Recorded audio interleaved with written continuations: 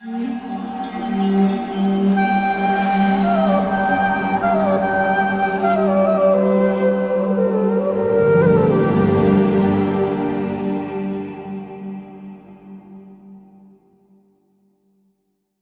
कृष्णा। कभी आपने सोचा है कि हमें जीने के लिए कितना कुछ चाहिए? अगर हमें भूख लगती है तो खाना चाहिए, अगर हमें प्यास लगती है तो पानी चाहिए, जब नींद आती है तो हमें एक बिस्तर चाहिए, एक घर चाहिए।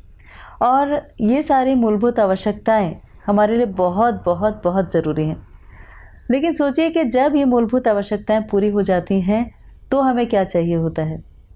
हमें चाहिए होता है थोड़ा सा प्रेम, एक संबंध, कोई एक ऐसा व्यक्ति जिससे हम बात कर सकें, जिससे अपने मन की बातें कह सकें, जिससे कुछ सुन सकें।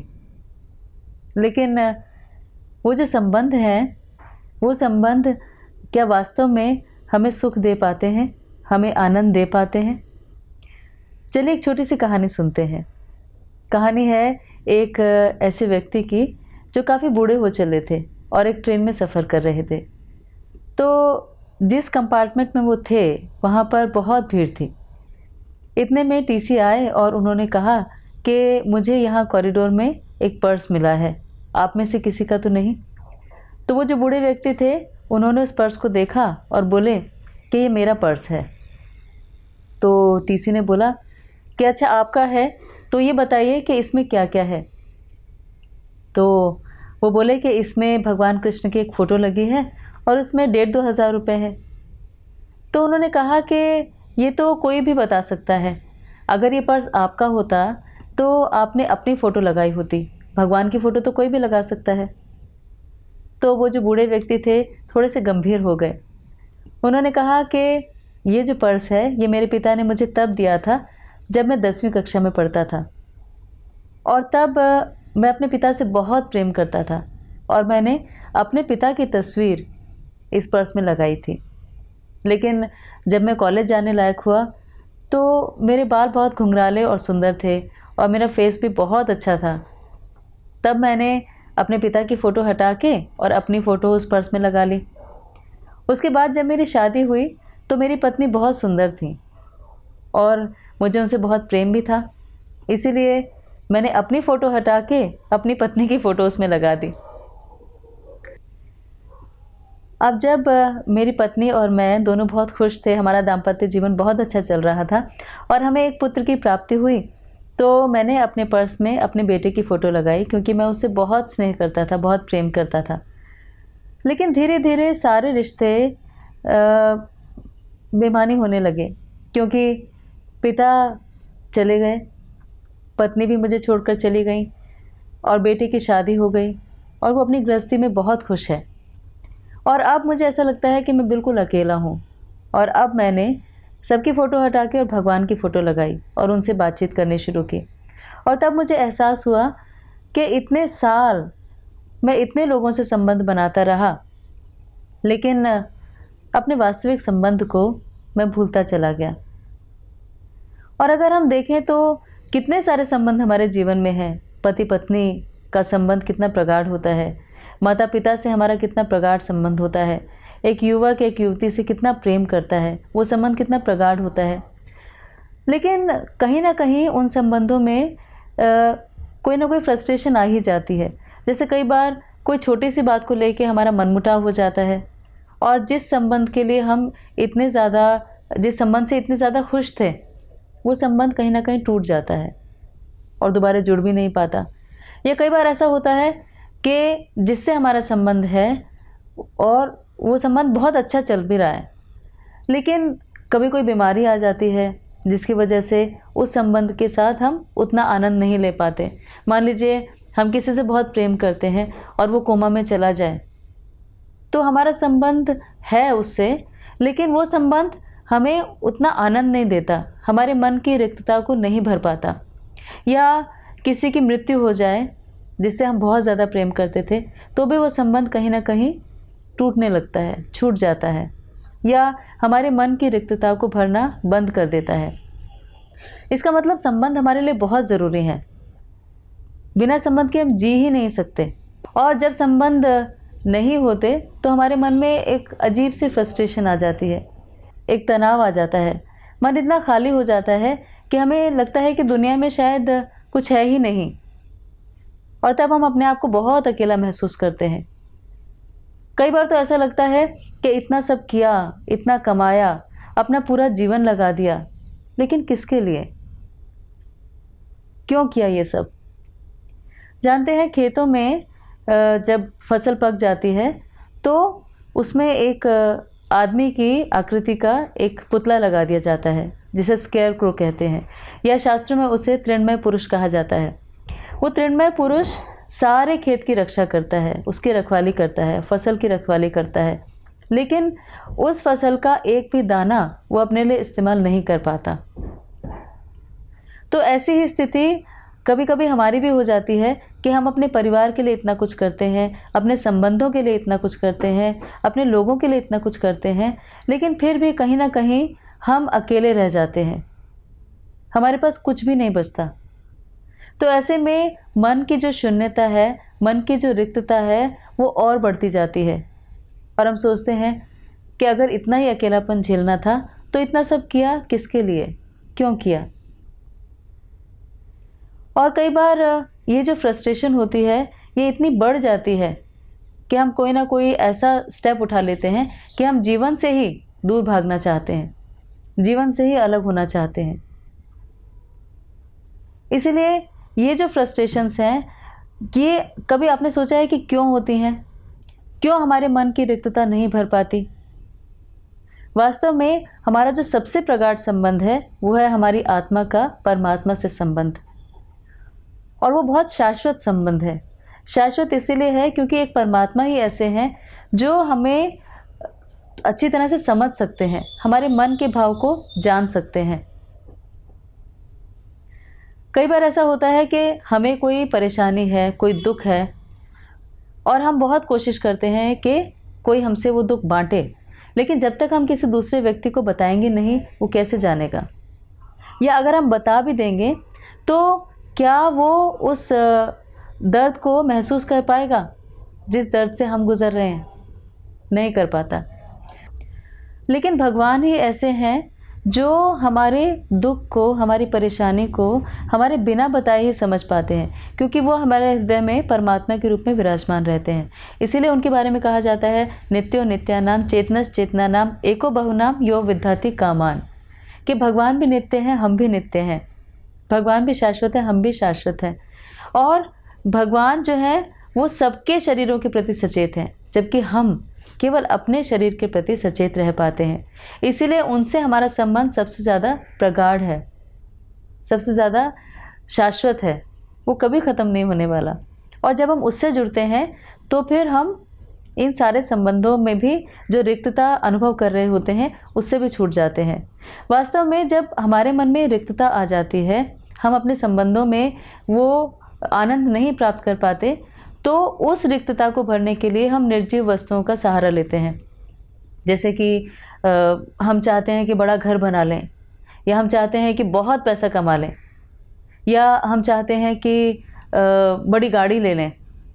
या अगर हम ऐसा नहीं करते तो हम किसी न किसी नशे का सहारा ले लेते हैं, इंटॉक्सिकेशन करते हैं। या ये भी नहीं करते तो हम कोई जानवर पाल लेते हैं, कोई कुत्ता पाल लेते हैं, कोई बिल्ली पाल लेते हैं, और हम चाहते हैं कि उससे हम बहुत प्रेम करें और बदले में उससे बहुत प्रेम लें। तो ये सब संबंध क्यों हम ऐसे ढूंढते हैं, क्यों उस रिक्तता को पूरा करना चाहते हैं? क्योंकि जो इस्कॉन के फाउंडर आचार्य हैं श्रील प्रभुपाद, वो कहते थे कि we are like fish out of water. जैसे एक मछली होती है, जल के बिना रहती है तो तड़पती रहती है, लेकिन उसे ये नहीं पता होता कि उसे क्या चाहिए। तो हम उसे कभी सिल्क की साड़ी दे दें, कभी हम उसे एसी दे दें, कभी बड़ी गाड़ी दे दें, कभी बड़ा घर दे दें, तो क्या उसकी जो रिक्तता है वो पूरी हो पाएगी? या क्या उसकी जो तड़प है वो कम हो पाएगी? नहीं हो पाएगी, क्योंकि उसे पानी की आवश्यकता है और वो पानी में जाके ही खुश हो सकती है। इसी तरह से हमारे संबंध भौतिक जीवन में कितने भी हों, लेकिन हम भगवान के अंश हैं, इस सत्य को कोई नहीं मिटा सकता। और भगवान के अंश होने के नाते हमें उनसे जुड़ना ही पड़ेगा। और जब हम उनसे जुड़ जाते हैं तो हमारे मन की वो रिक्तता अपने आप समाप्त होने लगती है। अब भगवान से जुड़ने के लिए हमारे पास बहुत सारे कारण होते हैं। कई बार हम भगवान से कुछ मांगना चाहते हैं, इसीलिए जुड़ते हैं। तो वो जो रिलेशनशिप है वो है give and take relationship. Give and take relationship मतलब हम कहते हैं, भगवान आप मुझे एग्ज़ाम में पास करा दो तो मैं आपको 2 नारियल चढ़ाऊँगा, या भगवान आप मेरी शादी करवा दो तो मैं 40 दिन तक पैदल चल के आऊँगा। तो हम अलग अलग तरीके से भगवान के साथ व्यवहार करते हैं, एक बिजनेस रिलेशनशिप बना लेते हैं कि हम भगवान के लिए कुछ करेंगे तो भगवान हमारे लिए कुछ करेंगे। तो ये गिव एंड टेक रिलेशनशिप हुई। कई बार हम भगवान से जुड़ते हैं, इस संबंध को जोड़ना चाहते हैं, पर वो होती है आउट ऑफ ड्यूटी कि भगवान ने मुझे इतना कुछ दिया है तो मेरी ये ड्यूटी बनती है कि मैं भगवान से प्रेम करूं। प्रेम ना भी करूं तो भगवान की सेवा करूं या भगवान के दर्शन करने के लिए जाऊं। सो आउट ऑफ ड्यूटी हम करना चाहते हैं, बेशक हमारा फेथ नहीं होता। जैसे एक बार कुछ कॉलेज के दोस्त थे और उनमें से एक जो दोस्त था उसने सब अपने जो फ्रेंड्स थे उसको इनवाइट किया। और इनवाइट क्यों किया? क्योंकि वो डॉक्टर बन गया था और उसने अपना नया नया क्लिनिक बनाया था। तो जो दोस्त थे वो जब क्लिनिक के इनॉग्रेशन के लिए आए, उन्होंने देखा कि वहाँ पे हवन हो रहा है। तो उन्होंने बोला कि तू ऐसा कब से हो गया, तूने तो कभी भगवान को माना ही नहीं। तो फिर उसने बोला कि देखो, मैंने इतने करोड़ों रुपए लगा के एक क्लिनिक बनाया, अब अगर भगवान नहीं है तो कोई बात नहीं, और अगर भगवान है तो अगर 200-500 रुपये खर्च करके उनको मैंने सेटिस्फाई कर दिया तो क्या फ़र्क पड़ता है, कम से कम मेरा क्लिनिक तो बचा रहेगा। तो ये भगवान से कोई रिलेशनशिप है भी नहीं और हम एक कोशिश भी कर रहे हैं बनाने की, पर ये लविंग रिलेशनशिप नहीं है। कई बार आउट ऑफ फ्रस्ट्रेशन हम भगवान की तरफ मुड़ जाते हैं कि कुछ दिखाई नहीं दे रहा तो हम भगवान की तरफ मुड़ गए। और उसमें क्या होता है कि लोग ऐसा कहना शुरू कर देते हैं कि भगवान उनके लिए हैं जो कमज़ोर हृदय के व्यक्ति होते हैं। लेकिन अगर कमज़ोर हृदय के व्यक्ति भी हैं तो भी अगर भगवान से वो संरक्षण मांग रहे हैं तो उसमें कोई गलती तो नहीं है।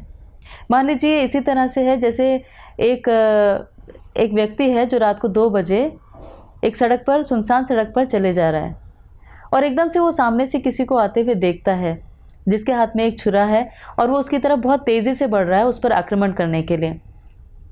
अब जब वो व्यक्ति इतनी तेज़ी से बढ़ रहा है तो जो व्यक्ति चल रहा था सड़क पे वो अचानक घबरा जाएगा, उसकी हार्ट बीट बढ़ जाएगी, उसके चेहरे पर पसीना आ जाएगा, उसको बहुत ज़्यादा पल्पिटेशन हो जाएगी। और तभी उसकी नज़र अगर पड़ती है साइड में और वो देखे कि कोई सुरक्षा कर्मी है और वो वहाँ खड़ा है और वो उसे एश्योरेंस दे रहा है कि मैं तुम्हारा ध्यान रखूँगा, डरो मत, तो इमीडिएटली उसकी हार्ट बीट नॉर्मल हो जाएगी, उसकी पल्पिटेशन ठीक हो जाएगी और उसका पसीना सूख जाएगा, क्योंकि उसे आभास हो जाएगा कि कोई मेरी सुरक्षा के लिए है। तो इसी तरह से अगर हम भगवान का सहारा लेते हैं तो इसमें भी कोई बुराई नहीं है। लेकिन जो सबसे अच्छी रिलेशनशिप है वो है जिसमें हम भगवान से कुछ नहीं मांगे, हम सिर्फ और सिर्फ भगवान से प्रेम करें और सिर्फ वही करें जो भगवान को प्लीज़ करता हो, भगवान को प्रसन्न करता हो। तो वो रिलेशनशिप सबसे स्ट्रॉन्ग होती है, वो सबसे स्ट्रॉन्ग बॉन्ड है। और उसको समझने के लिए श्रील प्रभुपाद एक बहुत सुंदर उदाहरण देते थे कि एक माँ जो है, माँ का अपने पुत्र से, उस बच्चे से जो अभी अभी पैदा हुआ है, बहुत प्रेम होता है। और वो जो माँ होती है वो ये नहीं सोचती कि ये पुत्र जो है ये मुझे रेसिप्रोकेट करेगा कि नहीं और ये मेरा कुछ ख्याल रखेगा कि नहीं। वो 24 घंटे उसकी सेवा में लगी रहती है बिना किसी एक्सपेक्टेशन के, बिना कुछ सोचे कि उसे कुछ वापसी में मिलने वाला है। तो जब ऐसी रिलेशनशिप होती है जिसमें हम कुछ भी नहीं चाहते, हम एक सेल्फलेस सर्विस करते हैं, तो एक्चुअली वो जो बॉन्डिंग है, वो जो प्रेम है, वो सबसे ज़्यादा स्ट्रॉन्ग होता है और सबसे ज़्यादा फुलफिलिंग होता है, हमारे मन की रिक्तता को भरता है। जो तनाव, जो अवसाद, जो दुख, जो अकेलापन हम जीवन में झेल रहे होते हैं, हम अपनी पुरानी एल्बम निकाल कर और ढूंढते हैं कि हाँ ये रिश्ता था जिससे मैं बहुत प्रेम करता था, हाँ ये व्यक्ति था जो मेरे इतने करीब था, और आंसू आ जाते हैं, तो वो सारे दुख हमारे एकदम से समाप्त हो जाते हैं, क्योंकि भगवान हमें एक पल के लिए भी अकेला नहीं छोड़ते। और जितना प्रगाढ़ ये रिश्ता होता जाता है उतना भगवान हमसे रेसिप्रोकेट करते हैं। हम भगवान से बात करते हैं तो वो भी हमसे बात करते हैं। इसीलिए भगवान से रिलेशनशिप बनाना बहुत ज़रूरी है। भगवान से संबंध जोड़ना बहुत ज़रूरी है। और वो संबंध हम 5 तरीके से जोड़ सकते हैं। हम शांत भाव में भगवान से प्रेम कर सकते हैं, हम दास्य भाव में प्रेम कर सकते हैं, हम साख्य भाव में भगवान से प्रेम कर सकते हैं, हम वात्सल्य भाव में भगवान से प्रेम कर सकते हैं, या माधुर्य भाव में प्रेम कर सकते हैं। शांत भाव का मतलब हुआ कि सिर्फ हमें भगवान को देखना बहुत अच्छा लगता है। हम जाते हैं और घंटों भगवान को निहारते रहते हैं, या हम भगवान के लिए कुछ करते हैं और हमने बस वहीं उसे छोड़ दिया कि भगवान मैंने आपके लिए किया, आप उसे एक्सेप्ट करें या ना करें, ये आपकी इच्छा। दास्य भाव का मतलब कि जब हम ये मानते हैं कि भगवान ही मेरे परम स्वामी हैं और मुझे उनकी सेवा करनी है, तो वो दास्य भाव है। वो इस तरह से है जैसे कि एक प्रिंसिपल एजेंट रिलेशनशिप होती है। जैसे लॉ कॉन्ट्रैक्ट में बताया जाता है कि प्रिंसिपल यानी वो व्यक्ति जिसने किसी को ऑथराइज़ किया है, वो उसका एजेंट है। तो जो एजेंट है वो हमेशा अपने प्रिंसिपल के बिहाफ पे ही काम करता है, उसकी अपनी कोई इच्छा नहीं होती, अपनी कोई मर्जी नहीं होती। तो वो दास्य भाव है। और दास्य भाव हम सीख सकते हैं हनुमान जी से कि वो भगवान राम की सेवा में 24 घंटे इस तरह बैठे रहते हैं कि अभी मेरे स्वामी मुझे आज्ञा दें और मैं उठ के चला जाऊं। फिर हम साख्य भाव की अगर बात करते हैं तो सखा भाव यानी भगवान से फ्रेंडली रिलेशनशिप रखना, कि मैं कुछ भी भगवान से बोलूं, जो मेरे मन की बात होगी वो मैं भगवान से कहूं, तो वो साख्य भाव है। वात्सल्य भाव का अर्थ है कि जैसे एक माता अपने पुत्र से बहुत प्रेम करती है, अपने बच्चों को बहुत चाहती है, अपनी पुत्री से उसका एक इंटीमेट रिलेशनशिप होता है, ऐसे ही हम भगवान से इतना प्रेम करें कि वो हमारे कुछ भी किए बिना वो कुछ कर ही नहीं सकते। यानी वो हमारे मुंह से निवाला नहीं नीचे जाएगा अगर भगवान ने नहीं खाया तो भगवान हमारे अधीन हो जाते हैं। या माधुर्य भाव मतलब भगवान ही हमारे सबसे बड़े प्रेमी हैं। भगवान से प्रेम करके ही हमारे जीवन में संतुष्टि आ सकती है, तो भगवान से प्रगाढ़ प्रेम हो सकता है। तो संबंध हमारे जीवन की मूलभूत आवश्यकता है। खाना पीना सोना इम्पॉर्टेंट है, लेकिन संबंध बहुत ज़रूरी है। और वो जो संबंध है वो हमारे मन की रिक्तता को पूरा करता है। नहीं तो हमारे जीवन में कितनी फ्रस्ट्रेशन हो जाएगी कि हम अकेले रहें, हमारे पास कोई भी ना हो बात करने के लिए, कोई ना हो जिसके सामने हम रो सकें, जिससे बात कर सकें, जिसकी मन की बात सुन सकें। तो सोचिए जीवन कैसे चलेगा। क्या सिर्फ खाना पीना सोना ये हमारे जीवन में हो तो हम खुश रह सकते हैं?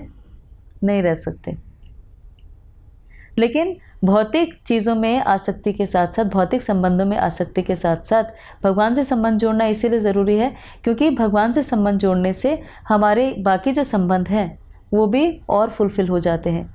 क्यों हो जाते हैं? क्योंकि तब हर एक जीवात्मा में हम भगवान के दर्शन कर सकते हैं। हमें लगता है कि ये सब के सब तो भगवान के पार्ट एंड पार्सल हैं, भगवान से जुड़े हुए हैं, और तब वो संबंध और अच्छे हो जाते हैं। और जो संबंध हैं हमारे, वो हमारे जीवन की बैकबोन की तरह हैं, उनके बिना हम खड़े भी नहीं हो सकते। इसीलिए भगवान से अपना संबंध जोड़िए और अपने मन की रिक्तता को, अवसाद को, तनाव को, अकेलेपन को दूर कीजिए। हरे कृष्णा।